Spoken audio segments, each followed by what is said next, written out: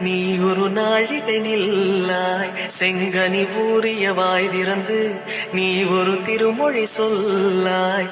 அற்றை திங்களன் நிலவில் நெற்றி தரள நீர் வடிய கொற்ற பொய்கையாடியவள் நீயா. திருமகனே திருமகனே நீ ஒரு நாழிகை பாராய்.